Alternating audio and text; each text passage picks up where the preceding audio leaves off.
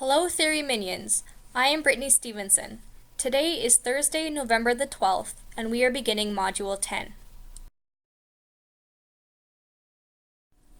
I thought I would begin by sharing a comic that I think lately we can all relate to.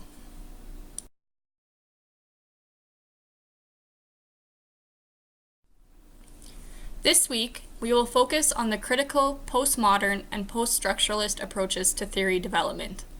We will begin by reviewing what a paradigm is. I will then talk about how multi-paradigms can benefit nursing knowledge development. Next, I'll provide an overview of the critical, postmodern, and post-structuralist approaches to theory development. Lastly, I will touch on how the use of the critical, postmodern, or post-structuralist approaches can bridge the gaps between subjective and objective knowledge and between nursing theory and practice. In this section, I will also introduce pragmatism, or the pragmatic approach to knowledge development.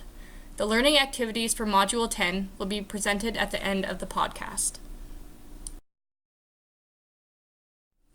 A paradigm is a worldview or an overall way of looking at a discipline and its science.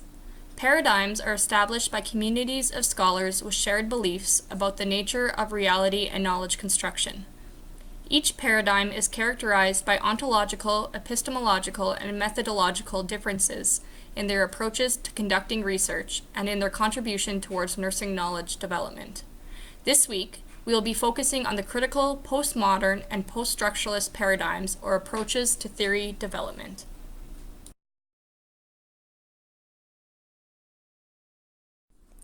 Nursing science has struggled to find itself and to be able to name a tradition or paradigm that nursing knowledge belongs to. Nursing knowledge has been limited to the logical positivist paradigm of science. Just to review, the goal of the logical positivist paradigm is to gain knowledge by describing the phenomena that we experience to identify an absolute truth. Positivists believe that what can be observed and measured can be studied, and that researchers can put aside their personal and cultural beliefs and experiences to see truths as pure. Nursing research and theory development done in the positivist paradigm is argued to not capture the essence of nursing. What I mean by this is that by solely using this perspective, which is based on the assumption that only a singular reality exists, it does not place value on personal histories and experiences, therefore making it impossible to provide holistic care. Bunting and Campbell argued that human behaviors cannot be isolated and quantified, and in doing this, we are misleading and dehumanizing outcomes of research and producing knowledge that is not useful for nursing practice. This impacts nursing because it limits the study of nursing phenomena and limits the realities of human nursing environment, health, and caring. By accepting only one paradigm, Wilson Thomas argued that we are limiting autonomy, creativity, scholarly inquiry, and growth. To be congruent with nursing's philosophy, nurses must try to understand, examine, and facilitate empowerment for individuals interacting with the healthcare system, rather than just attempting to predict and control phenomena. If we take this perspective, it gives us a reason as to why traditional theories have failed and resulted in theory-practice gap in nursing. It is difficult to justify only one approach to knowledge development, because most paradigms can inform different aspects that are vital to nursing practice. Monty and Tingen suggested that the use of multiple paradigms encourages nurses to think outside of the box to explain the variety of phenomena and relationships that nurses encounter. Also, multiple paradigms allow for the development of more nursing theories. For example, according to Weaver and Olson, knowledge constructed in the critical theory paradigm has benefited people collectively by uncovering and transforming oppressive situations. Weaver and Olson also argued that paradigmatic, theoretical, and methodological plurality is a fundamental component of human sciences. Brown argued that due to the complex nature of nursing's social and mandates, we are required to use multiple modes of inquiry to achieve the goals of nursing science. As quoted by Brown in 2000, nursing scientific responsibilities extend well beyond those of disciplines that are solely theoretically driven. We must produce and apply both theoretical and practice-based knowledge, and evaluate them against the general standards of science and our social and moral mandates.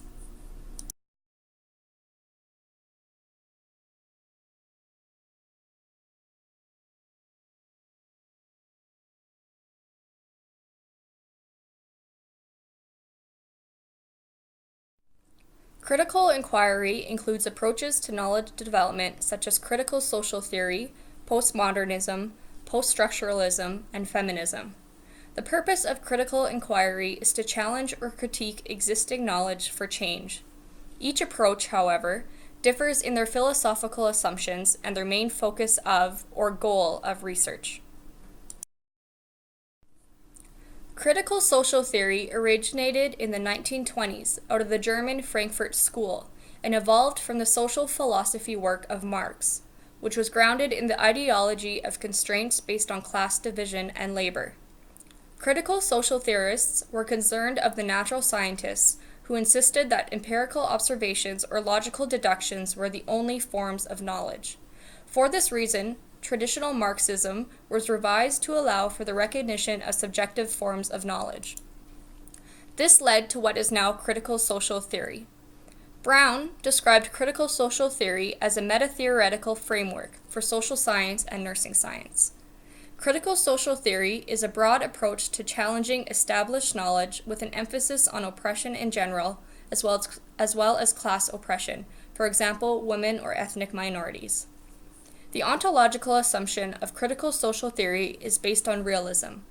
Critical social theorists contend that knowledge cannot be known outside of human consciousness and is deeply rooted in historical contexts and influenced by values. Critical social theory epistemology considers observations as subjective, constructed, and contextual. All knowledge is influenced by socially and historically mediated power relations. Therefore, facts or truth can never be separated from the influences of values or historical contexts. Critical social theory methodology is through dialogue with agents versus interviews with subjects or informants to allow for meanings to be developed together. Critical social theorists contend that traditional methodologies maintain and reproduce systems of race, class, and gender oppression. Other methodologic approaches within this paradigm include participatory action research and critical review and examination of existing knowledge. A critical review of literature, for example, should be conducted with an understanding of the historical and political context of that knowledge. Critically orientated knowledge should offer social or cultural critiques to challenge the status quo by explaining and critiquing the social order to facilitate enlightenment, empowerment, emancipation, and social transformation. Knowledge generated in this paradigm is for the emancipation of all humanity or of a particular oppressed group, and is done by critiquing existing conditions for the purpose of enhancing individual autonomy and responsibility. Emancipation is defined by Habermas, as cited by Brown, as the point where the self-consciousness of the species has attained the level of critique and freed itself from all ideological delusions.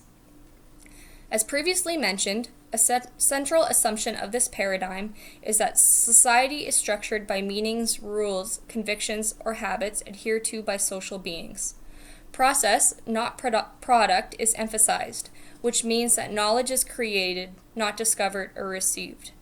A desired focus is praxis, or the combination of reflection and action to effect transformation.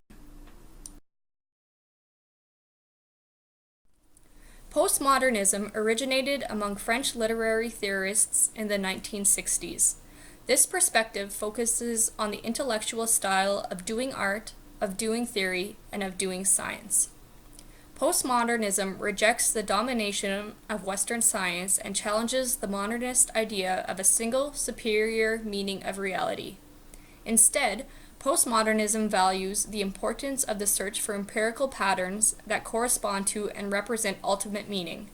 Postmodernists focus on understanding multiple meanings.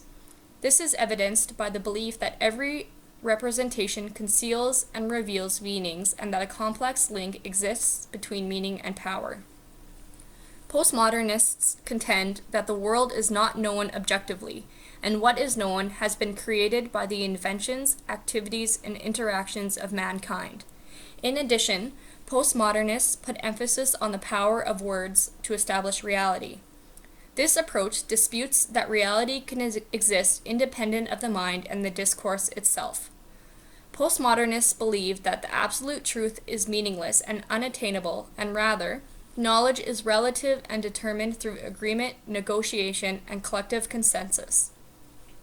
Postmodernists use multiple qualitative methods and techniques in research, as they do not support a single best way of gaining knowledge. Examples include questionnaires, interviews, ethnographies, and case studies. Regardless of the method used by researchers, the knowledge must be deconstructed to present to the present state of culture, social structure, and self.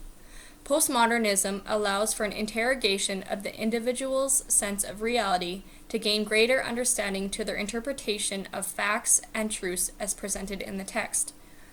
The main goal in postmodern research is to challenge the dominant forms of knowledge and to create new forms of knowledge by individuals or groups of people that are not represented in the dominant discourse to have a voice and to be heard. Post-structuralism is a movement in philosophy that began in the 1960s as a response to structuralism. Post-structuralist theory offers a new explanation of power relations in society and focuses on the social production of consciousness. In contrast to critical social theory, post-structuralism is opposed to the belief that the subject is a free and creative source of meaning. Post-structuralists believe that individuals inherit the language that they present to researchers, and that language is located and applied within social customs and conditions that it is exchanged. Post-structuralists assert that language constructs the individual's subjectivity in ways that are socially specific. Therefore, the key concept in this approach to knowledge development is discourse. Hardin stated that discourse refers to a broad, socially constructed systems of language and are spoken about in relation to an object. Post-structuralism may be considered a meaning-focused approach because culture, language, and discourse are explored in terms of how they contribute to the experience and identity of people in context. Discourses evolve and change over time as the social institution that produced them change. In addition, post-structuralists propose that the stories that individuals can articulate are determined by the discourses that the individuals have access to. Post-structuralists are more interested in local, particular stories than in universally applicable generalizations. The methodology of post-structuralism must focus beyond participant observations or focus groups and into the social and cultural processes and influences to analyze the construction of experiences to value lives in terms of uniqueness rather than how they fit general categories. This shift favors local, personal, contextualized knowledge rather than universal, generalized expert knowledge. Bunting and Campbell identified controversies that exist between the best ways to conduct nursing research. In other words, what methods, such as quantitative or qualitative research, are best. Typically, nurse researchers belong to one camp or the other. They value one type of method while acknowledging the other has its place. Brown identified the importance of generalizable knowledge generated in the empirist tradition to understand shared realities, common experiences, and predictable response to health, illness, and social conditions. This objective knowledge is required to support evidence-based practice and determine predictable responses to nursing care. In contrast, specific subjective knowledge generated in the interpretive or constructivist traditions is important to understand multiple realities, diverse experiences, and unique responses. This subjective knowledge is required to tailor nursing practice to individual patient needs. Brown contended that both subjective and objective knowledge cannot be done in isolation of the other, and both must be developed and valued as each is applicable on its own terms and its own context. Rather than valuing objective or subjective knowledge, Canham suggested the creation of a knowledge discourse for practice to provide nurses with an alternative approach to articulate their practice. A knowledge discourse would provide a basis for examining the evidence, such as empirical research, practice theories, clients' experiences, or personal experiences or observations, in which nurses draw on to address the health needs of individuals in populations. Wilson Thomas argued that the disparities between nursing theory, research, and practice are due to nursing's historical development. Wilson Thomas is suggesting that Nightingale's vision of nursing as a science and an art ended up with nursing being a profession of doing. Years later, when nursing education moved into the university setting, a scientific framework was adopted, but this scientific model wasn't congruent with the current or existing nursing theories and subsequently resulted in a theoretical gap. A philosophical approach to bridge the theory-practice gap in nursing is pragmatism. Pragmatism is a philosophical movement that was first described by C.S. Peirce in the late 1800s, and then by William James in the early 1900s. James's work flourished until the 1940s, when his cohort of scholars died or retired, and pragmatism mainly lived on in an analytic linguistic form. In the 1980s, Richard Rorty reintroduced pragmatism in a contemporary form, which is now known as neo-pragmatism.